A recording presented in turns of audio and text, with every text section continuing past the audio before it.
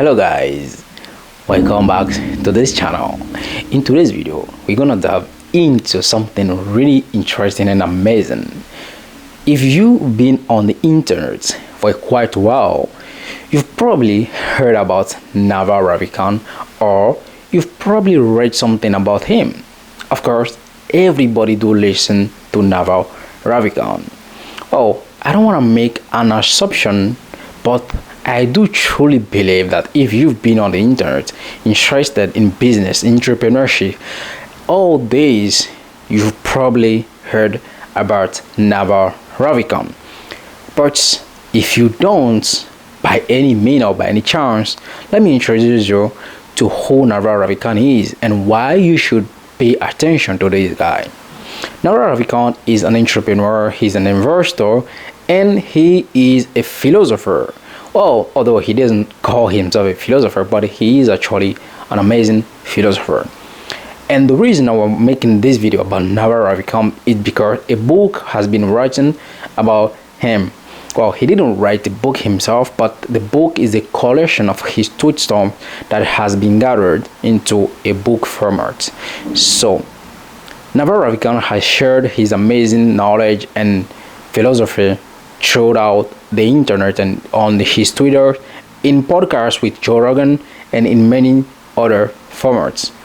So I want to dive into details about what I've read in the book and why I think any young entrepreneur, even any person at all, would find something interesting and amazing, game-changing in his book. First of all, the book is about how to get rich without getting lucky, and that is the tweet storm that he made, which is the collection of tweets that Naval Ravikant made. How to get rich without getting lucky. And the first principle that he based on is that anyone can get rich, which means we as human beings, we are innately, or we are naturally born in abundance, and we can get rich if you actually do the right thing. And the right thing, according to Naval Ravikant, into the modern world, is firstly about giving society what society wants at scale. Actually, he means you can get rich by giving society what society wants at scale, but doesn't know how to get yet. That's probably mean you can get rich by solving a problem for people that people don't know how to solve yet, but also try to solve that problem at scale. That's one of the most interesting in the book. Now, we can also talk about the four or the principal men leverage in business or in personal life if you wanna get rich in the modern world. And one of those leverage is capital in the form of money. He also talk about media, like contents or whatever you can think about that can be media. He also talk about code, writing software. That also a form of leverage. Just think about it. If I make this video and I put in 1 hour of time, I don't have to put that the same hour of time into it whenever someone else want to watch this video. So that is a leverage. I can leverage my time by creating media piece of content that can be distributed a long time, and people can get value from it and possibly buy something from me, from the content I've created. And code as well. If you write a piece of software, you can sell people into in front of your software, and you don't need to replicate the code each time someone want to use your software. So those are some of the form of leverage. And also capital, because if you have money, you can put your money at work. You don't need to be there anytime. The money is working for you. So the main principle of getting rich, according to Naval Ravikant, is first understanding the basics. And by basics, he means about science, he means economy, he means mathematics, and he really talk about this. It's really crucial and essential to have the fundamental rights. If you want to get in the track of getting rich, you must make sure that you really understand the fundamental, and the fundamental are based in mathematics, in economy, statistic, and what again? Well, those are the fundamental according to Naval Ravikant. And of course, you might already read the book, or you might heard about Naval Ravikant talking about these things. And other thing that Naval Ravikant talk about a lot is that richness, or you want to build wealth, is really not difficult, and also it is truly hard, but anybody can do it if you focus and you work hard your way off. You can do it. He started as a poor boy, as a poor kid in India, but end up in rich, very rich and very happy in the United States. And that leads us to the part of being happy, because he believes money is not what brings you happiness. Of course, he also said that money can solve your money problem, which are also some of the most important things that limit how much happy you can be. So for Naval Ravikant, it's truly important to actually solve your money problem, and also then you can learn how to be happy. But how do you actually be happy? And that is the most difficult part for Naval Ravikant, and he talks about it. He shared different ideas, and he shares his most interesting ideas about how being happy. Listen, for Naval Ravikant, money is actually a crucial part of our life. We cannot live without money. We cannot do anything without money. And he mentioned it, and he really tackled it in different from his book. He gave different perspective on money and happiness, and I recommend you get a copy of the book, or even read his Twitch storm, or even listen to his podcast with Joe Rogan. In his happiness side, Naval Ravikant says happiness is a state of mind. It is not something that you get. It is a state of mind that you are in anytime, anywhere, every day. It's about being in the present. It is really complicated and difficult to achieve, but Naval Ravikant also confirmed that he hasn't completely got that point yet, but he's working on it for years, and he's trying to improving, and anybody can do it. Whether you have money or not, you can be happy, right? For Naval Ravikant, it's really important to understand that your mind is always wandering, or your mind is always thinking about things. Your mind is always thinking about thousands of things, trying to find the next thing, or trying to think about what has passed. And those are some most important things that you have to notice about your mind and be in the present. The main idea about happiness is just about trying to have the positivity in your mind, and have to try to control your mind, because you can possibly do it through meditation. Of course, some people do use psychedelics, the drugs, but the Naval Ravikant does not recommend drugs. They recommend that you can definitely do it through pure meditation. Of course, some people might want to cheat code. Oh, they might try drugs, but he doesn't recommend drugs.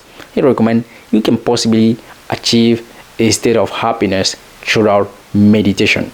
Now, some of the most important thing that Naval Ravikant talk about is he calls it specific knowledge.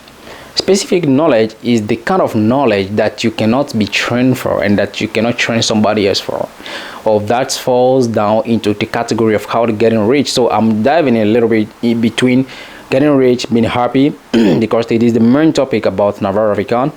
So specific knowledge is about what you can actually do that nobody else in the world can do it exactly like you, because that has been your upbringing, and it is particularly specific to you.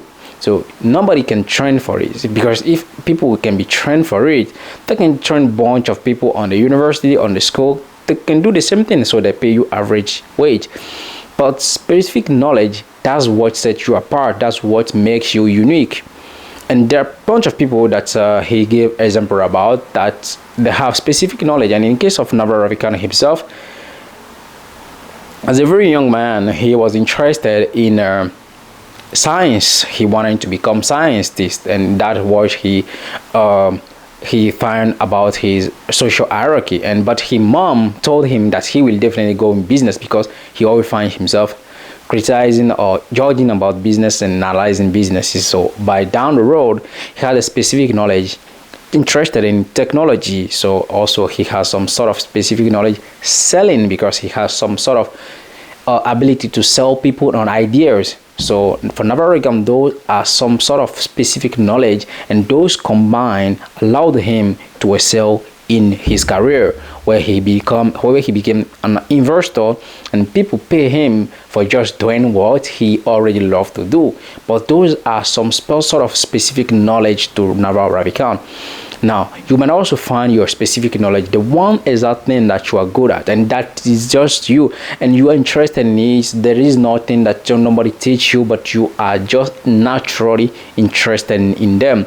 By following your path, by following the path of your specific knowledge, or by following your path or your curiosity, you will attain the point of your specific knowledge that society will pay you for, because you can solve problems that require specifically your knowledge that you cannot train or nobody else can be trained for.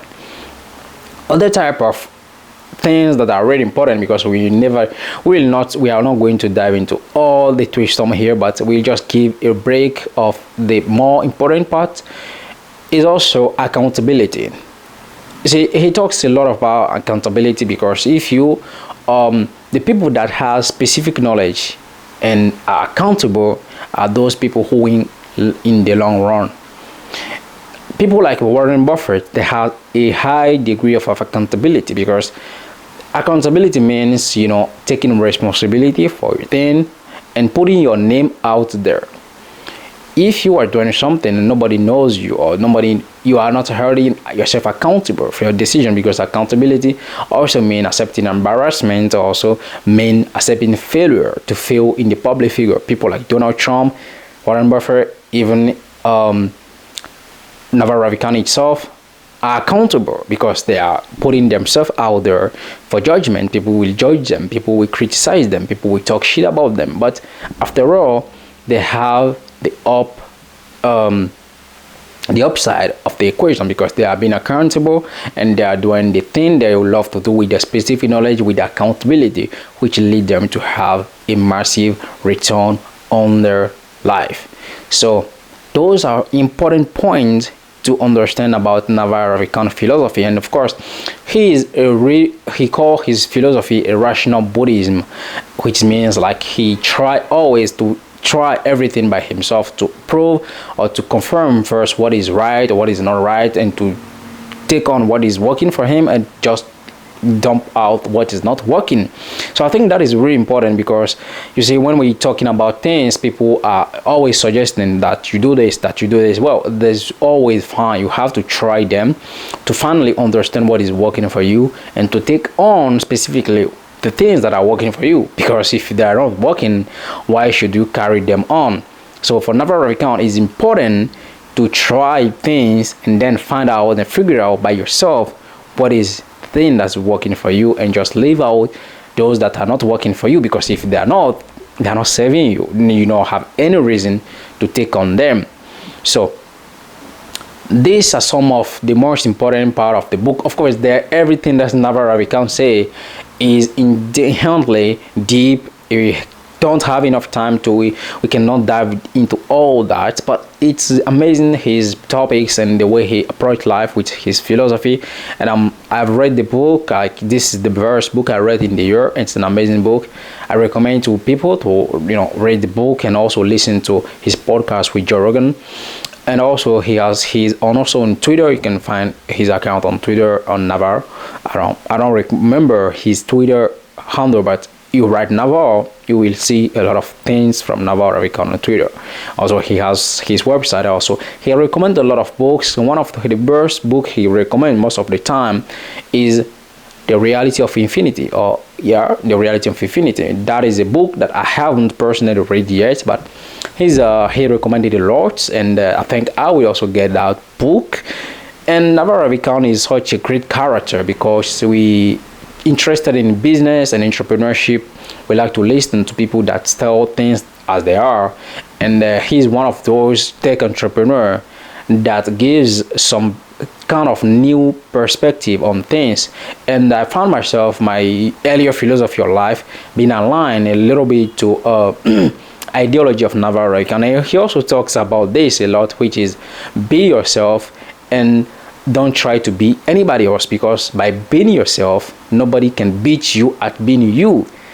Ladies and gentlemen, that's my end notes on Naval Ravikant, and let me know, what have you read about Naval Ravikant, or what have you watched on Naval Ravikant, and what have changed your perception of business, life, or anything that Naval Ravikant has talked about throughout listening to him. I'm curious to know what your perspective on Naval Ravikant works. Ladies and gentlemen, that was it. Be yourself. Nobody can beat you at being yourself.